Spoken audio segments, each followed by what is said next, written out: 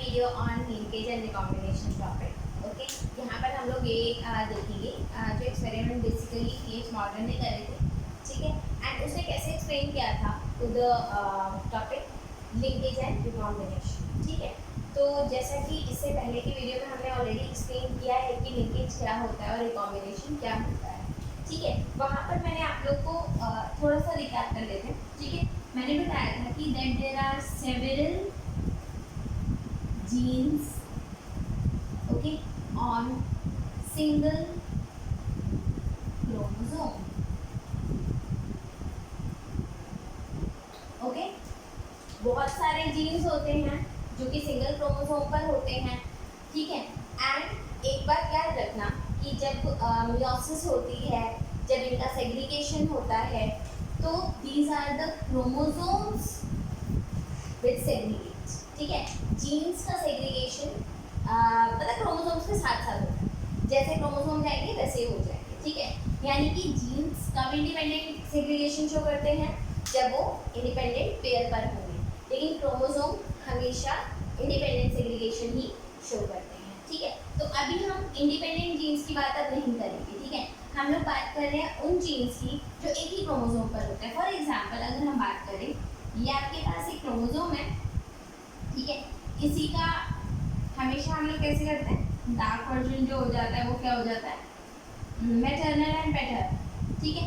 तो like if two genes are here, ठीक है, जैसे ये आपके पास कैपिटल ए है, ये उसी का एलीलिक वर्जन है स्मॉल ए, ठीक है। यहाँ पर कैपिटल बी है, यहाँ पर स्मॉल बी है, तो they are on the same chromosome. तो जब दोनों सेम क्रोमोसोम पर हैं, तो मैं कैसे कह सकती हूँ कि जहाँ पर ए जाएगा वहाँ पर बी नहीं जाएगा, जाएगा, ठीक है। क्यों? क्योंकि एक्चुअल में जो है वो सेम क्रोमोसोम पर है, तो इनकी एक साथ जाने की टेंडेंसी ज़्यादा है, ठीक है। जैसे अगर गैमीट फॉर्मेशन करें तो क्या होगा, इसके जो गैमीट बनकर आएंगे, ध्यान देना इधर, ठीक है। जब इसकी गैमीट बनकर आएंगे तो एक गैमीट में ऐसा क्रोमोसोम होगा, कैपिटल ए कैपिटल बी, ठीक है। दूसरे गैमीट में ये वाला क्रोमोसोम होगा, ठीक है, यानी कि स्मॉल ए स्मॉल बी, ठीक है। आप कहोगे कि ये सेपरेट भी हो सकते हैं, ठीक है। ये क्या है, विदाउट रिकॉम्बिनेशन। ये क्या चीज देखी हम लोगों ने, विदाउट रिकॉम्बिनेशन,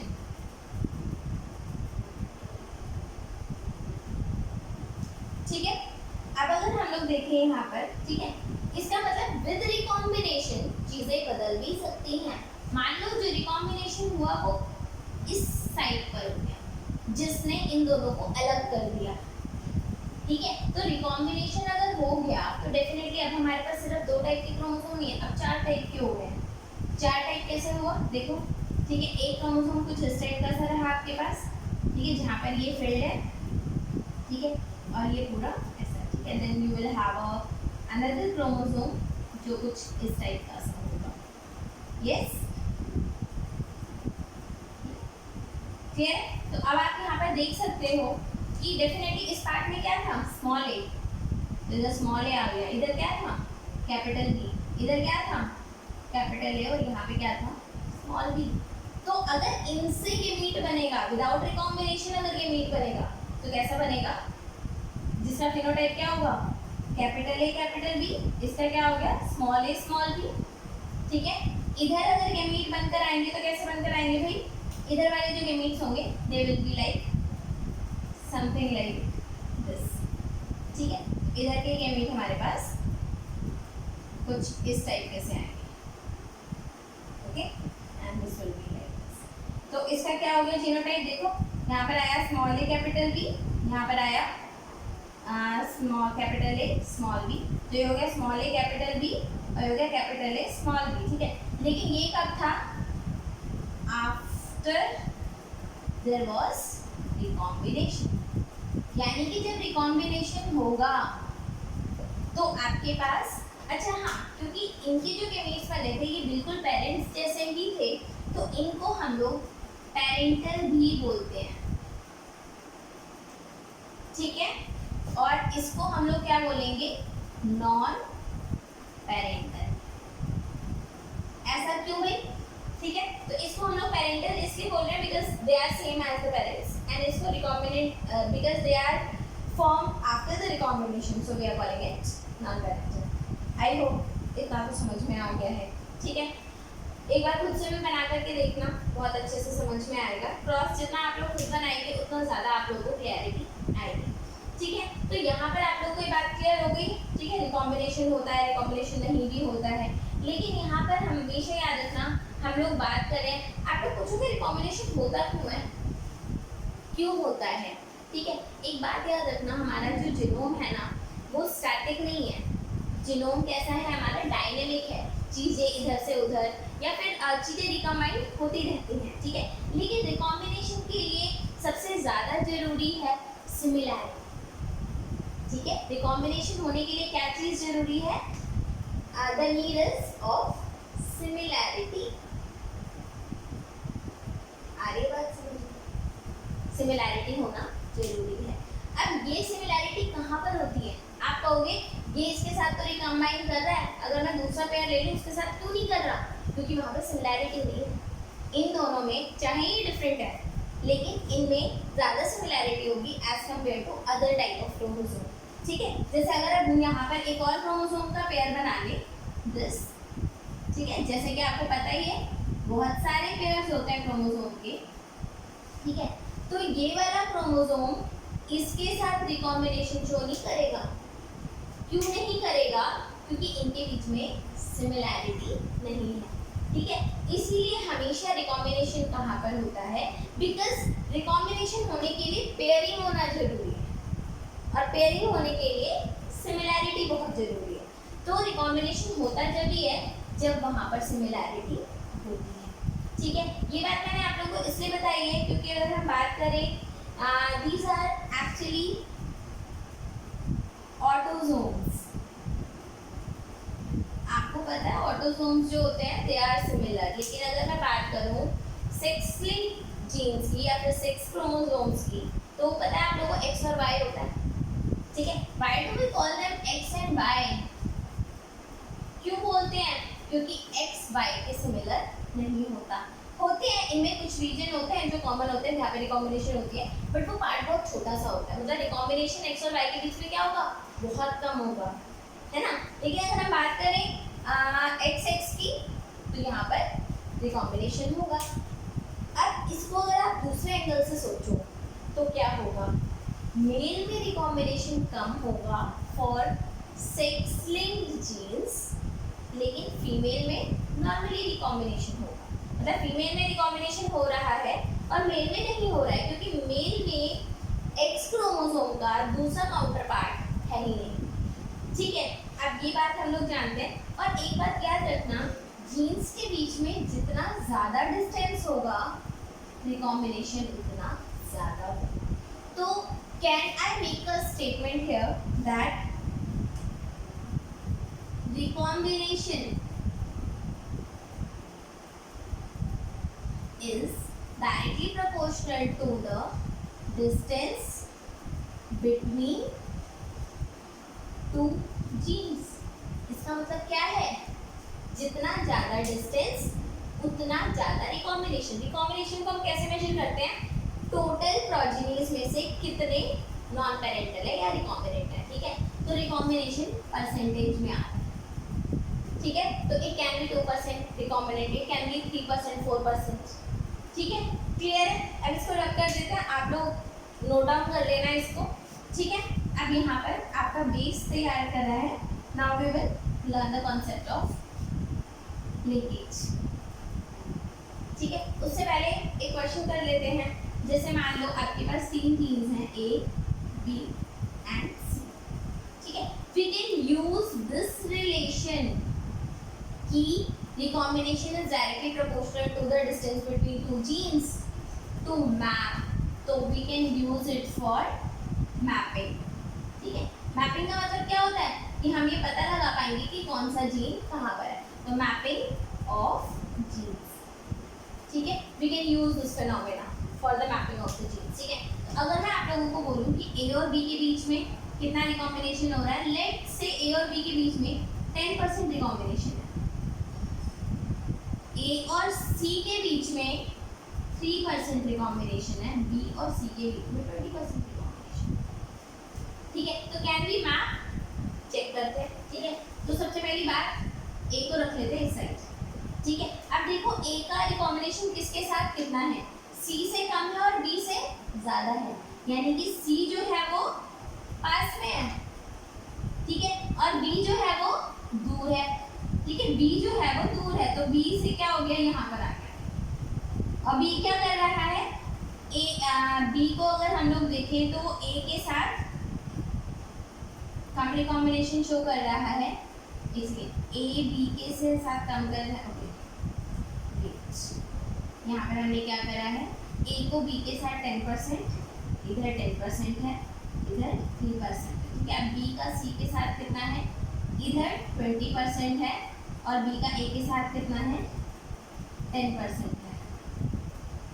ठीक है, ओके, एक्चुअली इसको हम लोग 10% कर देते हैं।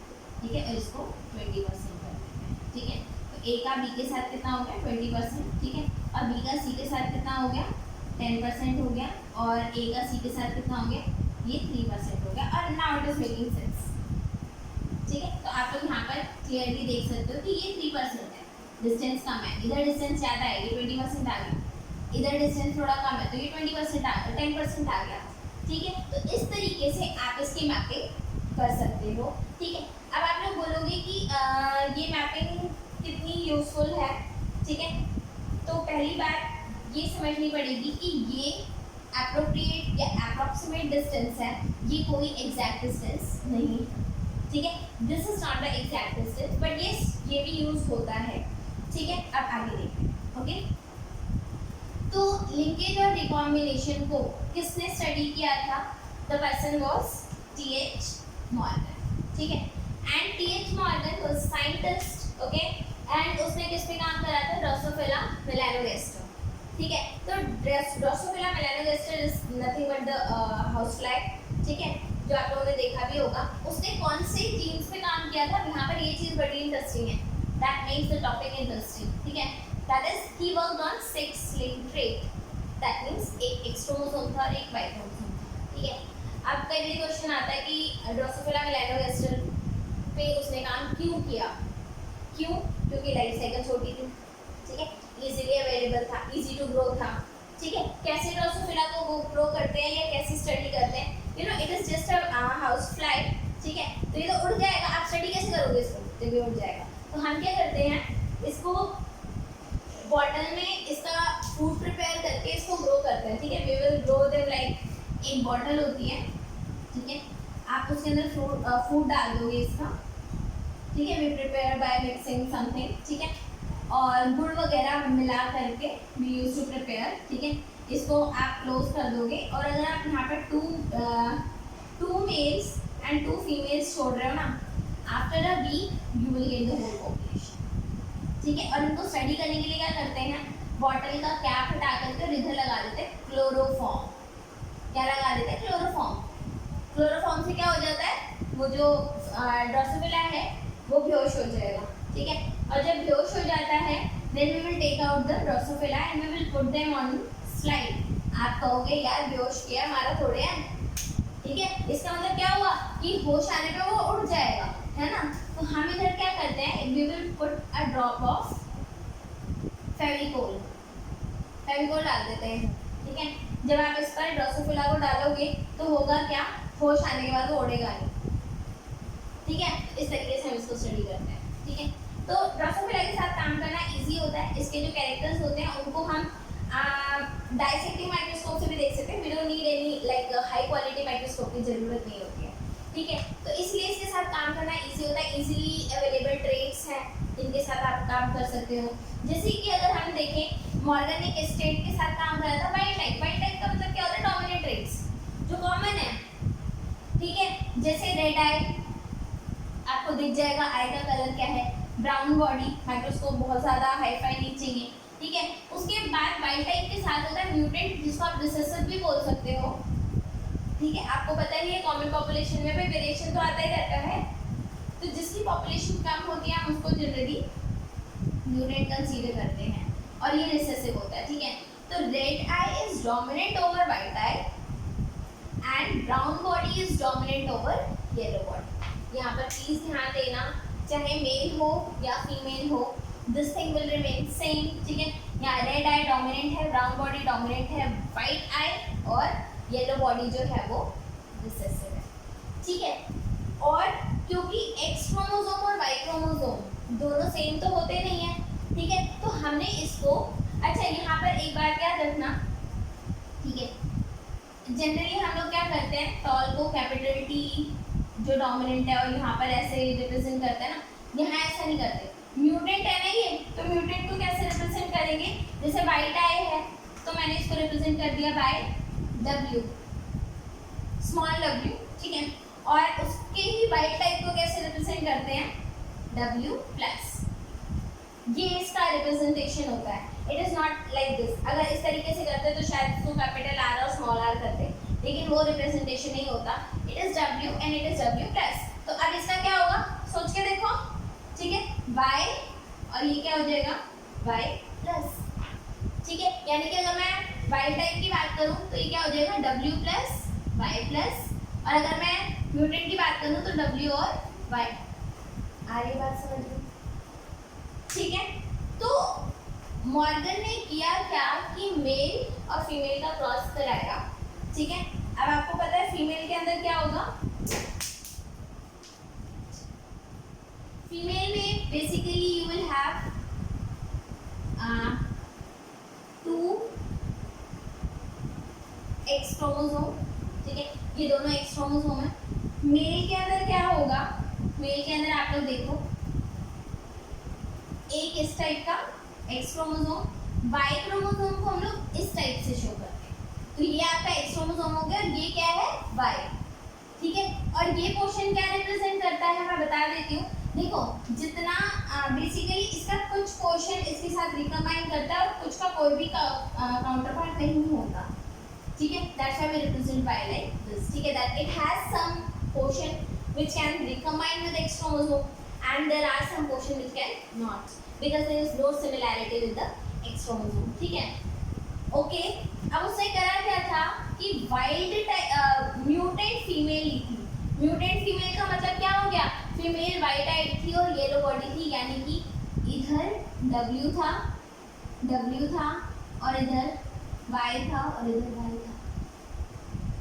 However, जो मेल था वो W पॉजिटिव और Y पॉजिटिव था। ये क्रॉस 12th क्लास की बुक में दे रखा है, ठीक है, हालांकि इससे क्वेश्चन नहीं आता है लेकिन आप लोगों को समझना पड़ेगा, ठीक है। तो ये बात समझ में आ गई, तो इसका फिनोटाइप क्या हो गया, अच्छा ये फीमेल है, प्लीज ध्यान रखना, एंड ये मेल है, ठीक है। ये हो गया आपका बेसिकली वाइट आई और येलो बॉडी, वाइट आई येलो बॉडी, ठीक है। और ये मेल क्या हो गया, रेड आई, ठीक है, एंड ब्राउन बॉडी, ठीक है, क्लियर है, यहाँ तक बात आप लोगों को समझ में आ गई, ये फीमेल और ये मेल। चलो देखते हैं आगे क्या होता है, ठीक है। जब हम F1 जनरेशन बना रहे हैं, अब आप बोलोगे इधर रिकॉम्बिनेशन होनी चाहिए, ठीक है, देखना पेरेंट्स जो हैं दे आर होमोजाइगस, तो अगर रिकॉम्बिनेशन हो भी गया, मान लो इधर रिकॉम्बिनेशन हो भी गया तो भी रिकॉम्बिनेंट अलग नहीं होगा, ठीक है, क्योंकि इधर भी W है इधर भी W है और इधर तो खैर रिकॉम्बिनेशन पॉसिबल ही नहीं है, यहाँ पे रिकॉम्बिनेशन पॉसिबल नहीं है, ठीक है। रिकॉम्बिनेशन देखो होती हर टाइम पे, हमेशा होती है, लेकिन विजिबल कब होगी, वो विजिबल जब होगी when the two alleles are different, but आप पता ही नहीं लगा पाओगे ना, हमारे पास और कोई तरीका तो है नहीं, we cannot go inside the cell and see whether the recombination is there or not, ठीक है, तो हम वो काम नहीं कर सकते हैं, ठीक है। तो उसके लिए हमें क्या करना पड़ता है, basically we can see it only when it is recombining, ठीक है। तो अब यहाँ पर देखो आप, ठीक है, अगर this was the parental generation, parents, ठीक है। अब बनाते हैं F1 जनरेशन, F1 जनरेशन में क्या होगा, दिस दिस क्रोमोसोम कैन, मतलब क्या होगा, ये इसके साथ भी जा सकता है, ये इसके साथ भी जा सकता है, एंड सेम विद ऑल। ठीक है, तो देखो यहाँ पर हुआ क्या, दिस ब्लैक वन जिसमें W और Y था कैन गो विद दिस जो कि W पॉजिटिव Y पॉजिटिव था, ठीक है, and in the same manner, ठीक है, दिस ब्लैक वन, एक काम करते हैं, ठीक है, बेसिकली अगर आप देखोगे ये चाहे ये वाला क्रोमोसोम इसके साथ जाए चाहे इसके साथ जाए कोई फर्क नहीं पड़ता, क्योंकि दोनों का जीनोटाइप जो है वो सेम है। तो जो दूसरा टाइप आएगा वो हमारे पास कैसा आएगा, वो कुछ इस टाइप का सा होगा, देखो W Y और यहाँ पर क्या आ जाएगा Y क्रोमोसोम, ठीक है, यहाँ पर आ गया हमारे पास Y क्रोमोसोम जिसमें कोई काउंटर पार्ट है ही नहीं, इधर पॉजिटिव लगा लो और इधर पॉजिटिव लगा लो। अब यहाँ पर ना ये आपकी F1 जनरेशन है, आप बना करके देख लेना, ठीक है, चाहे आप इस क्रोमोसोम को इसके साथ लिखो या इसको इसके साथ लिखो, दोनों का रिजल्ट सेम होगा और वो यही होगा, बना के देख लेना, ठीक है। In the same manner in दोनों को अगर आप इसके साथ लिखोगे तो रिजल्ट यही होगा। अब रिजल्ट आया क्या, देखिए मैंने कहा था कि ये वाला जो है वो डोमिनेंट है और वो जो है वो रिसेसिव है, यानी कि इधर वाइट और रेड जब दोनों है तो क्या होगा, रेड आई, इधर कौन सी बॉडी होगी, ब्राउन बॉडी, इधर क्या हो गया चेक करो, सॉरी ये तो वाइट टाइप हो गया ना, ठीक है, ओके, इधर तो पॉजिटिव लगना है नहीं यार, क्योंकि ये तो यहाँ से आ रहा है ना, ठीक है, तो ये क्या हो गया, वाइट आई एंड इधर क्या आ गया, येलो बॉडी। कुछ समझ में आ रहा है, देखो मैंने आप लोगों को बैकग्राउंड नॉलेज दे रखी है कि कैसे करना है। अब यहाँ पर ना थोड़ा इंटरेस्टिंग फिनोमेना हुआ, क्या हुआ, जो पहले फीमेल के कैरेक्टरिस्टिक थे वो चेक कर लो अब मेल के हो गए, और जो पहले मेल के थे वो अब किसके हो गए, फीमेल के हो गए। तो यहाँ पर आप कह सकते हो कि कैरेक्टर जो है वो चेंज हो गए, रिजल्ट्स ऐसे आए मिले उसको, ठीक है। तो ये तो दिखा रहा है कि ये 16 है, ठीक है। अब F2 के अंदर देखो F1 में रिकॉम्बिनेशन हुआ या नहीं हुआ, ठीक है, इससे फर्क इतना नहीं पड़ेगा, क्यों, क्योंकि दोनों जो थे वो होमोजाइगस थे। होमोजाइगस का मतलब क्या होता है, दोनों होमोलोगस क्रोमोसोम पे जो जीन थे वो सेम थे, ठीक है। लेकिन यहाँ तो फर्क पड़ेगा, यहाँ फर्क पड़ेगा, ठीक है। तो यहाँ पर आप लोग प्लीज ध्यान देना, गैमीट्स जो बनेंगे ना इससे 4 टाइप के बनेंगे, कैसे देखो प्लीज, ठीक है। एक आपका बनेगा W और इधर बन गया Y, ठीक है। फिर आपका बनेगा W, ठीक है, और इधर आ गया Y पॉजिटिव, रिकॉम्बिनेशन हो गई, इधर चेक कर लो, और इधर क्या आ जाएगा W पॉजिटिव और इधर आ गया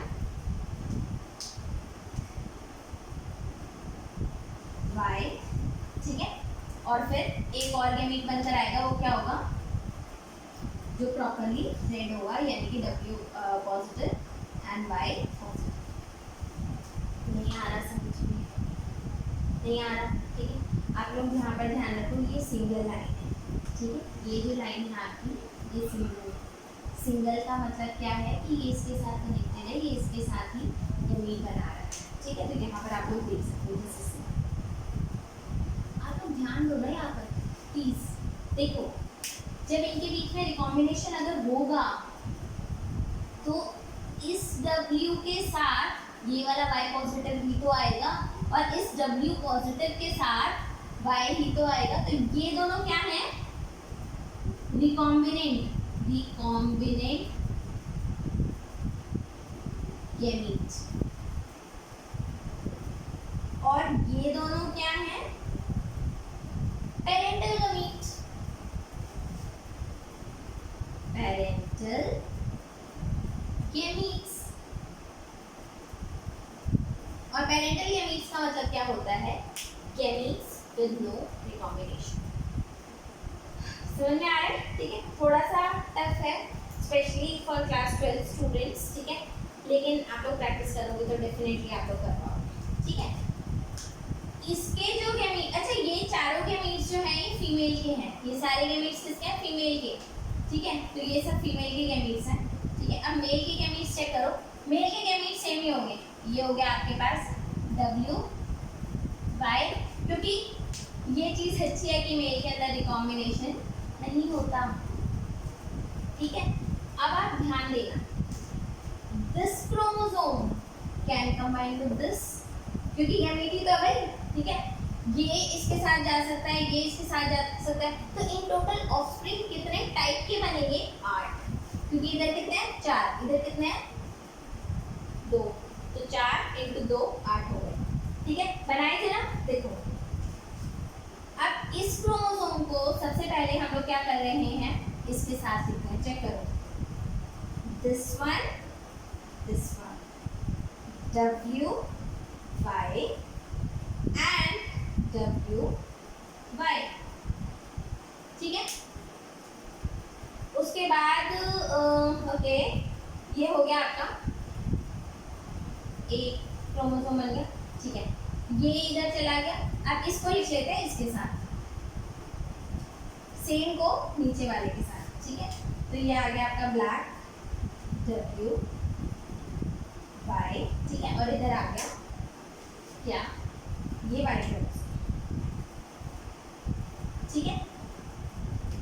मैं रिकॉम्बिनेंट इस साइड लिखूंगी, ठीक है, तो अभी मैंने इस क्रोमोसोम को खत्म कराया with both X and Y, अब मैं इसको खत्म कर रही हूँ विद X एंड Y, ठीक है।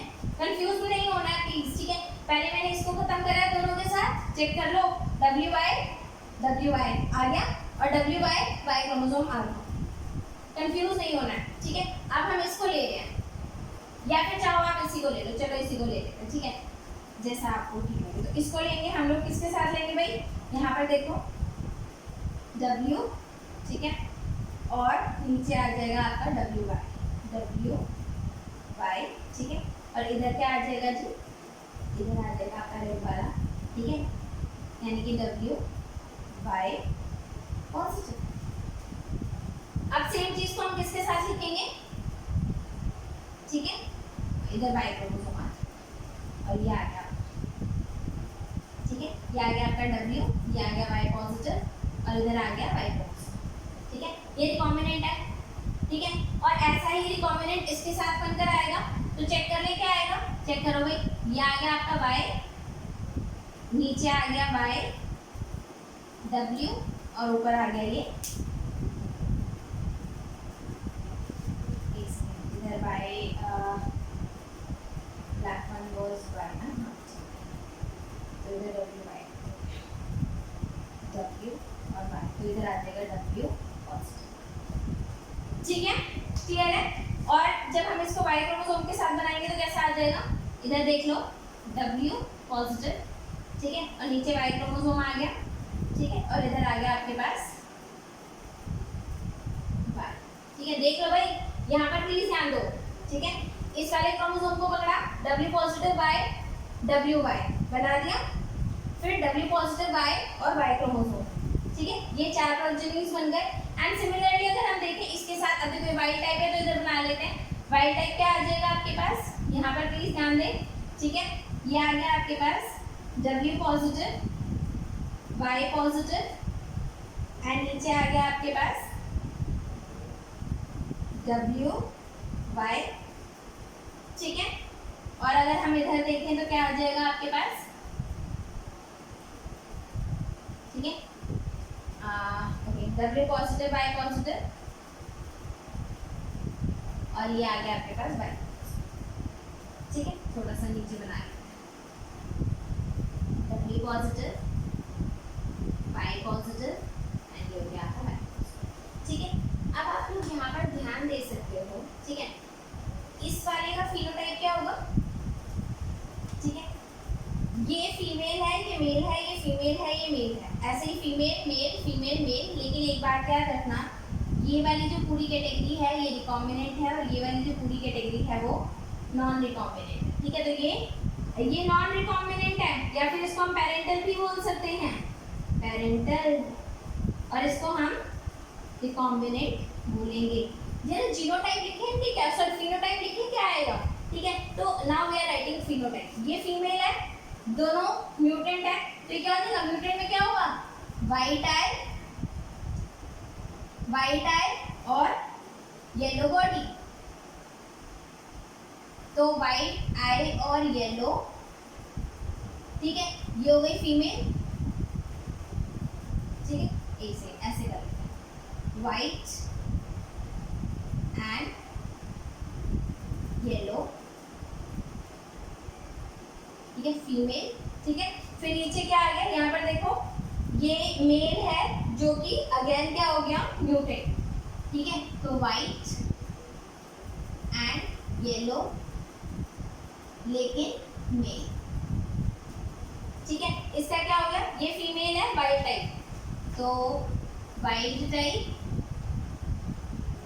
फीमेल, ठीक है। और नीचे क्या आ गया, वाइल्ड टाइप मेल, ये सारे क्या हैं, पेरेंटल। यहाँ पर ध्यान देना, मैंने इन्हीं के फिनोटाइप्स यहाँ पर मेंशन किए हैं, ठीक है। अब आ जाते हैं हम लोग रिकॉम्बिनेंट। इस कैरेक्टर के लिए तो ये म्यूटेंट है यानी कि वाइट, लेकिन ध्यान दो इस कैरेक्टर के लिए ये क्या है, वाइट यानी कि ब्राउन, और ये फीमेल है, ठीक है। यहाँ पर फीमेल क्या होगा, अब इसके लिए फिर से म्यूटेंट है और इसके लिए वाइट, तो यानी कि वाइट एंड ब्राउन, लेकिन ये मेल है, ठीक है। ये क्या हो गया, रेड और येलो, रेड और येलो फीमेल, और ये आ गया रेड और येलो मेल, ठीक है। तो हम लोगों ने इनके phenotype with their gender, so we have mention this, ठीक है, क्लियर है, ओके। तो अब आप लोग देख सकते हो कि वाइट है और येलो, वाइट और येलो, वाइट और येलो चेक कर लो, पेरेंटल है, लेकिन वाइट और ब्राउन कहीं पे भी पेरेंटल नहीं है, ठीक है। इसी तरीके से रेड और येलो पेरेंटल नहीं है, वेयर एज अगर हम बात करें रेड और ब्राउन तो वो पेरेंटल है। आई होप आप लोगों को ये क्रॉस समझ में आया होगा, ठीक है। तो this type of cross is given in your NCERT, ठीक है। तो उन्होंने ये दिखा रखा है, उसके बाद उन्होंने ना इसके ऊपर कुछ परसेंटेज लिख रखी है, ठीक है। तो एक साइड एक क्रॉस में 37% लिखा हुआ है और दूसरे क्रॉस में आई थिंक 1 या 2% लिखा हुआ है, ठीक है। तो आप लोग समझ ही गए होंगे कि जिसमें 30% है उसमें जीन का डिस्टेंस चेक कर लेना, ठीक है, वो डिस्टेंस ज़्यादा है, ठीक है। और डिस्टेंस ज़्यादा होगा तो क्या होगा, रिकॉम्बिनेशन ज़्यादा होगा, और जिसमें रिकॉम्बिनेशन कम है, ठीक है, उसमें चेक कर लेना डिस्टेंस कम होगा। ये बात समझ में आ रही है, ये क्रॉस समझ में आ गया, ठीक है। ये क्रॉस 12th के लेवल पे समझना थोड़ा मुश्किल होता है, ठीक है, लेकिन ऐसा नहीं है कि समझा नहीं जा सकता, ठीक है। आप लोग जितनी प्रैक्टिस करोगे, जितना करोगे उतना समझ में आएगा, ठीक है। I hope this cross is understandable, okay. तो एक चीज़ और मैं आप लोगों को बता दूं यहाँ पर कि रिकॉम्बिनेशन को या डिस्टेंस को जो हम मेजर करते हैं वो करते हैं हम सेंटीमॉर्गन में, ठीक है, कि कितना सेंटीमॉर्गन है, ठीक है। अब मान लो अगर किसी का डिस्टेंस लाइक 5 सेंटीमॉर्गन है और किसी का 2 सेंटीमॉर्गन है, तो कहाँ पे रिकॉम्बिनेशन ज़्यादा होगी, क्योंकि इधर डिस्टेंस ज़्यादा है तो रिकॉम्बिनेशन इधर ज़्यादा होगा। और अगर हम बात करें इसका, इधर रिकॉम्बिनेशन कम होगा, क्यों, क्योंकि इसका डिस्टेंस जो है वो कम है, ठीक है। एक बार फिर से आप लोग इसको रिकॉल कर लेना, ठीक है। वाइल्ड टाइप डोमिनेंट ही होता है, म्यूटेंट रिसेसिव होता है, ठीक है। दीज आर द टर्म्स जिनका टेक्स्ट में बहुत ज़्यादा मेंशन नहीं करा है, but they have explained in the diagram, ठीक है। So go through the your NCERT, ठीक है, ओके, बाय।